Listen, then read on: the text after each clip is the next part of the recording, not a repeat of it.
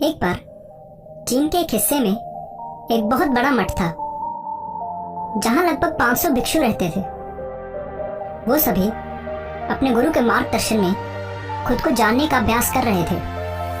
एक दिन एक लड़का उस मठ में शिष्य बनने के लिए आया। उसने मास्टर से कहा, मास्टर, मैं खुद को जानना चाहता हूँ। मैं सच की तलाश कर रहा हूँ। मैं पता लगाना चाहता हूँ कि सच क्या है।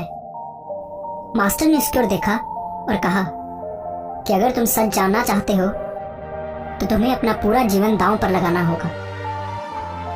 सच को जानने में तुम्हारा पूरा जीवन लग सकता है, और फिर भी इस बात की कोई गारंटी नहीं है कि इस जीवन काल में तुम्हें सच का पता लगेगा या नहीं। क्या तुम इसके लिए तैयार हो? शिष्य ने कहा, मास्टर, मैं यहाँ पीछे मुड़ने के लिए नहीं आया हूँ, मैं इसके लिए तैयार हूँ। गुरु ने कहा, अगर ऐसा है तो एक काम करो, इस मठ में 500 भिक्षु हैं, तुम उनके लिए चावल कूटने का काम करो। बस सुबह से शाम तक चावल को कूटते रहो। जब तुम थक जाओ तो सोने चले जाओ और फिर अगली सुबह उठकर चावल कूटना शुरू कर दो। इसके अलावा कुछ और मत करना, किसी और चीज के बारे में मत सोचना। बस इस रास्ते पर चलते रहना और दोबारा मेरे पास मत आना। जरूरत पड़ने पर मैं खुद तुम्हारे पास आऊंगा। उस लड़के ने गुरु के आदेश का पालन करते हुए चावल कूटना शुरू कर दिया। उस मठ में 500 शिष्य थे। उन सभी को समय समय पर भोजन की आवश्यकता पड़ती थी, इसलिए वो सुबह बहुत जल्दी उठ जाता था और देर रात तक चावल कूटता रहता था। जब वो थक जाता तो उसी कमरे में सो जाता जहां वो चावल कूटता था। वो किसी से बात नहीं करता था और ना ही कोई उसके पास बात करने आता था।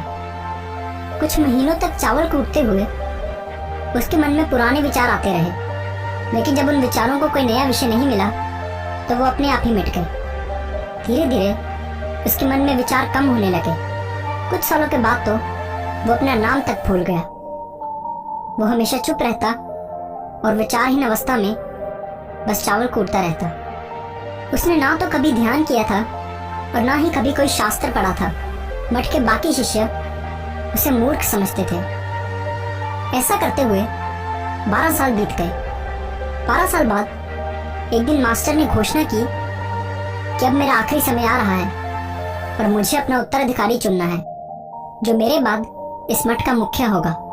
इसलिए मेरा कोई भी शिष्य जिसे लगता है कि उसे आत्म साक्षात्कार हो गया है और उसने खुद को जान लिया है, वो रात को मेरे दरवाजे के पास आकर इस दीवार पर कुछ पंक्तियां लिखे जिसमें उसकी जिंदगी का सारा अनुभव समाया हो। कई शिष्यों ने ऐसा करने के बारे में सोचा। मठ के प्रमुख शिष्यों में से एक ने वहां जाकर कुछ पंक्तियां लिखी। उसे बौद्ध धर्म ग्रंथों का बहुत ज्ञान था। सभी शिष्यों को लगता था कि वो इस मठ का उत्तराधिकारी बन सकता है। उसने लिखा था कि मन एक दर्पण की तरह है जिस पर विचारों और इच्छाओं की धूल जमा हो जाती है। इस धूल को हटाने के लिए ही ध्यान है। जिसकी धूल हट जाती है और मन का दर्पण साफ हो जाता है, वो मोक्ष को प्राप्त कर लेता है। अगली सुबह जब मास्टर उठे और उन्होंने इन पंक्तियों को देखा तो उन्हें बहुत गुस्सा आया और उन्होंने कहा कि किस बेवकूफ ने ये सब कचरा मेरी दीवार पर लिखा है। वो शिष्य जिसने ये लिखा था वो चुप रहा। हालांकि उसने जो पंक्तियां लिखी थी वो ज्ञान से भरी थी, लेकिन ये सब किताबी ज्ञान था। वो शिष्य बहुत चालाक था। उसने पंक्तियां लिखी लेकिन नीचे अपने हस्ताक्षर नहीं किए, क्योंकि वो स्वयं इसके बारे में निश्चित नहीं था कि ये सही है या नहीं। क्योंकि उसे आत्म साक्षात्कार नहीं हुआ था, गुरु ने इन पंक्तियों को पूरी तरह से खारिज कर दिया। ये देखकर सभी हैरान रह गए। ये घटना पूरे मठ में चर्चा का विषय बन गई। इस विषय पर बात करते हुए 2 शिष्य उस शिष्य के पास से गुजरे जो 12 साल पहले यहाँ आया था और दिन रात बस चावल कूटता रहता था। दोनों की चर्चा सुनकर वो धीरे से हंस पड़ा। दोनों शिष्यों ने उससे पूछा कि तुम क्यों हंस रहे हो? उन दोनों की नजर में ये चावल कूटने वाला बहुत ही तुच्छ भिक्षु था। किसी ने भी उसे ना तो कभी ध्यान करते देखा था और ना ही कभी कोई शास्त्र पढ़ते। हर कोई उसे मूर्ख समझता था जो बस चावल कूटना ही जानता था। उस मठ में बहुत बड़े बड़े विद्वान थे, लेकिन उस चावल कूटने वाले को किसी से कोई मतलब नहीं था, इसलिए वो दोनों शिष्य उसे मुस्कुराता हुआ देखकर चकित रह गए। उन्होंने फिर उससे पूछा कि तुम क्यों हंसे? उसने जवाब दिया, मैं इसलिए हंसा क्योंकि मास्टर सही बोल रहे हैं, ये सभी पंक्तियां कचरा हैं, इन पंक्तियों का कोई मूल्य नहीं है।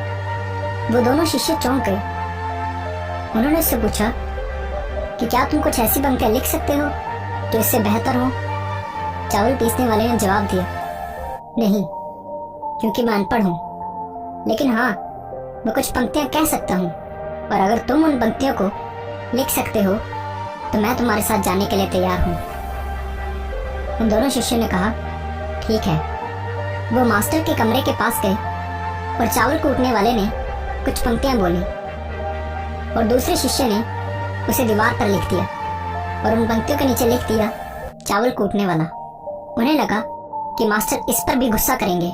जो पंक्तियां उसने लिखने के लिए कहा था वो बहुत अद्भुत थी, और वो पंक्तियां थी, मन तो बस एक भ्रम है, ना तो मन है और ना ही मन का कोई दर्पण है, और जब मन ही नहीं है तो धूल कहाँ ठहरेगी। जो ये जानता है वो सच को जान गया है। जब गुरु ने इन पंक्तियों को देखा तो वो आधी रात को उठे और उस चावल कूटने वाले के पास गए। वो सो रहा था। मास्टर ने उसे जगाया और कहा कि ये लो, मेरी छड़ी और मेरे वस्त्र ले लो, आज से तुम मेरे उत्तराधिकारी हो, लेकिन अभी इस मठ को छोड़कर दूर चले जाओ, क्योंकि इस मठ में बहुत सारे विद्वान हैं जो खुद को तुमसे श्रेष्ठ मानते हैं। वो तुम्हें मार देंगे, क्योंकि वो इस बात को बर्दाश्त नहीं कर सकते कि एक साधारण सा चावल कूटने वाला उनसे ज्यादा विद्वान निकला। तुम्हें वो सारा ज्ञान हो गया है जो मुझे है, और तुम्हें ये केवल चावल कूटते कूटते हुआ है। और मुझे पता है कि तुम जहां भी जाओगे लोग तुम्हारे पास आने लगेंगे, क्योंकि जब कोई फूल खिलता है तो उसकी महक हर तरफ फैलने लगती है। उसने अपने गुरु के पैर छुए और रात को ही वहां से चला गया। अगर हम अपनी जिंदगी में देखें तो पाएंगे कि बहुत से लोग सोचते हैं कि ध्यान केवल एक जगह बैठकर आंखें बंद कर कर ही किया जा सकता है, लेकिन हकीकत में ऐसा नहीं है। ध्यान तो चलते चलते भी किया जा सकता है, या अपना कुछ काम करते हुए भी ध्यान किया जा सकता है। असल में ध्यान का मतलब ये है कि आप जो भी काम कर रहे हैं उसे इतनी शिद्दत से करें कि आपको अपने शरीर का ख्याल भी ना रहे। बिल्कुल उस चावल पीसने वाले की तरह, जो चावल कूटने में इतना मगन हो गया कि उसे खुद का कुछ ख्याल ही नहीं रहा। चावल कूटते हुए ही उसने आत्म साक्षात्कार प्राप्त कर लिया। इसी तरह ज़ेन का अर्थ है हर समय वर्तमान में रहना और कुछ नहीं सोचना, क्योंकि मन तब तक ही है जब तक विचार है। जब विचार नहीं रहेंगे तो मन भी गायब हो जाएगा, और जब मन ही नहीं रहेगा तभी केवल तुम अपने आप को अच्छे से जान पाओगे। असल में हमें अपने वास्तविक स्वरूप को जानने के लिए कोई अन्य साधना करने की आवश्यकता नहीं है। हम जो कुछ भी कर रहे हैं बस उसमें हमें पूरी तरह से खो जाने की जरूरत है। अपने काम में इस कदर लीन हो जाओ कि आपका काम ही ध्यान बन जाए। धन्यवाद।